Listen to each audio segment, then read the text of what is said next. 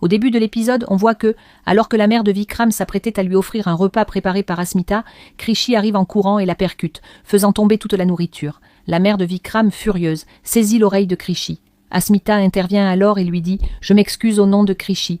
Elle ne l'a pas fait exprès.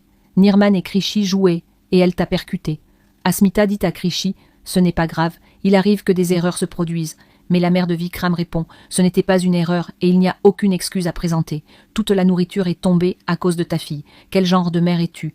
Tu devrais apprendre à ta fille qu'elle a fait une erreur. Au lieu de ça, tu dis que ce n'est pas grave. Une mère corrige toujours les erreurs de ses enfants, elle ne les ignore pas. Ce que tu fais avec Krishi n'est pas bien. De cette façon, il s'habituera à faire des erreurs. » Git interrompt Moni et dit « Rishi a tout à fait raison, l'erreur était de Nirman. Il a percuté Krishi en courant, ce qu'il a percuté, et toute la nourriture est tombée. » La mère de Vikram dit avec colère « Quelqu'un t'a-t-il demandé à qui était due l'erreur? Pourquoi interromps-tu? Je ne comprends pas l'éducation que vous donnez à ces enfants. Ils ne savent même pas parler aux aînés. Ils ne savent même pas que lorsqu'ils parlent, il ne faut pas les interrompre. L'un ne se rend pas compte de son erreur, l'autre ne sait même pas quoi dire ni quand. Ne blâme pas les enfants de ma maison, car je les ai très bien élevés. Je leur ai appris à parler. Avant même qu'ils n'aillent à l'école, je leur avais inculqué des valeurs. Je leur avais appris à se comporter avec les autres. Vikram est devant toi. T'a-t-il déjà parlé grossièrement? Ou l'as-tu vu parler grossièrement à quelqu'un d'autre? Avez-vous déjà vu Nirman parler ainsi? Il ne le fait jamais, car je ne lui ai pas donné une telle éducation.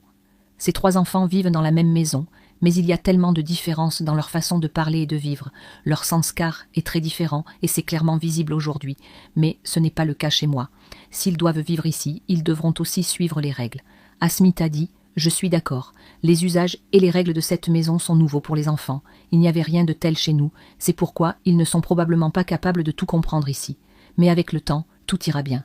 Petit à petit, ils apprendront à vivre dans cette maison. » Mais la mère de Vikram dit « Je n'ai pas de temps à consacrer à qui que ce soit. Quoi qu'ils aient à apprendre, ils devront l'apprendre vite. » Asmita dit « On ne peut pas les forcer. Ce ne sont que des enfants pour l'instant. Comment changer nos habitudes du jour au lendemain ?» La mère de Vikram dit « S'ils veulent rester chez moi, ils devront tout apprendre très vite. Je connais un homme qui sait très bien comment corriger ce genre d'enfant. C'est le fils d'un très bon ami.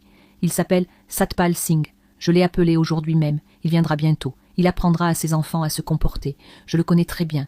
Il a appris à parler à Vikram et Akira depuis leur enfance, leur a inculqué de bonnes valeurs. C'est pour ça qu'ils sont comme ça aujourd'hui. Si ces enfants doivent aussi vivre dans cette maison et apprendre les règles, alors seul Satpal Singh peut le faire. Il peut leur apprendre toutes les règles.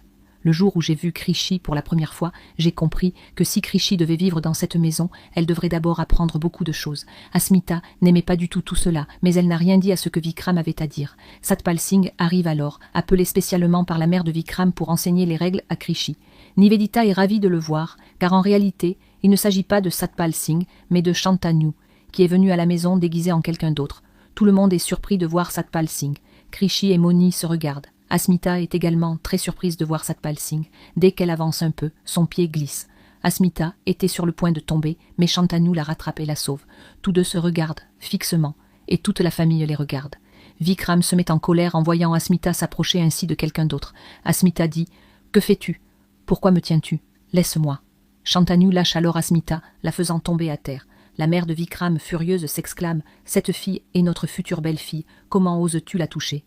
Shantanu commence son drame et dit « Je n'ai rien fait de tel. Si une fille tombait devant moi, je la sauvais juste. Si elle a un problème de vue et ne voit rien, alors où est ma faute? Elle n'a pas vu un objet aussi gros et était sur le point de tomber après l'avoir heurté. Elle est tombée sur moi elle-même, je ne lui ai pas demandé de faire tout ça. Mais maintenant que je sais qu'elle est la future belle-fille de ta maison, je vais rester loin d'elle. » Après cela, Shantanu va voir Krishi et lui dit « Qui est cette jolie fille? J'aime beaucoup les enfants. Tu m'as appelé pour leur apprendre des règles. » Shantanu regarde délibérément Asmita et dit « Je pense que nous devons instruire les aînés de cette maison plus que les enfants. Mais peu importe, je suis venu ici pour tout enseigner. Je resterai ici jusqu'à ce que chaque membre de la maison apprenne à vivre selon les règles. Mais d'abord, je dois aller aux toilettes. Quelqu'un peut-il me dire où se trouvent les toilettes ?» La mère de Vikram envoie sa servante avec Shantanu. La mère de Vikram était encore très en colère. Elle dit à Asmita « Tu ne vois pas? Comment as-tu pu tomber comme ça? Où étais-tu en marchant? Es-tu tombé dans les bras de quelqu'un comme ça? Tes pieds glissent-ils en marchant et tu tombes sur quelqu'un comme ça?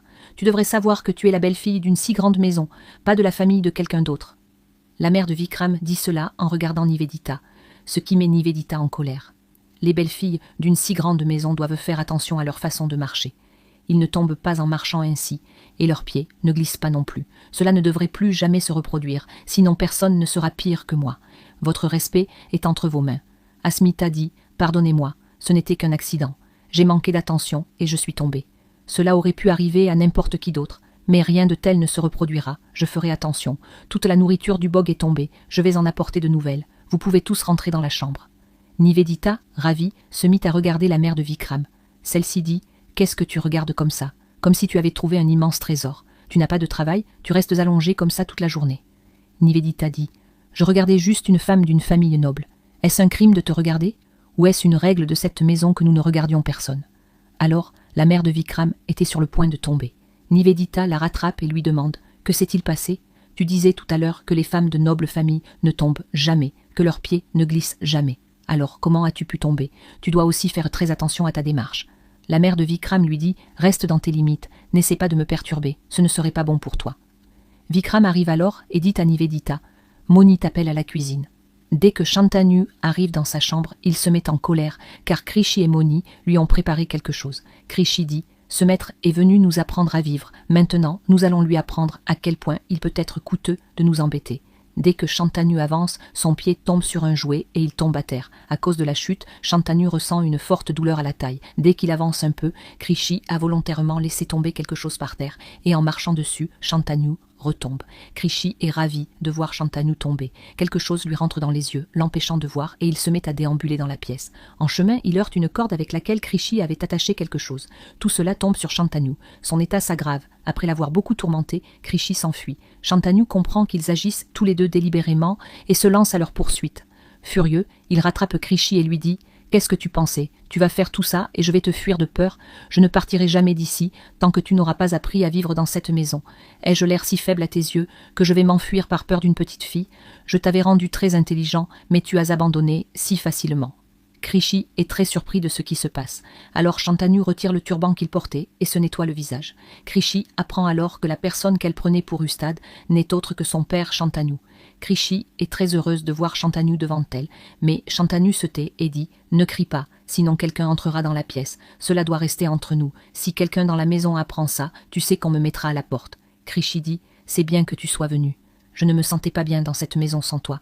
Je suis venu ici uniquement à cause de maman, sinon je ne voudrais pas rester ici du tout. » Shantanu dit « Je sais, c'est pour ça que je suis venu te rencontrer.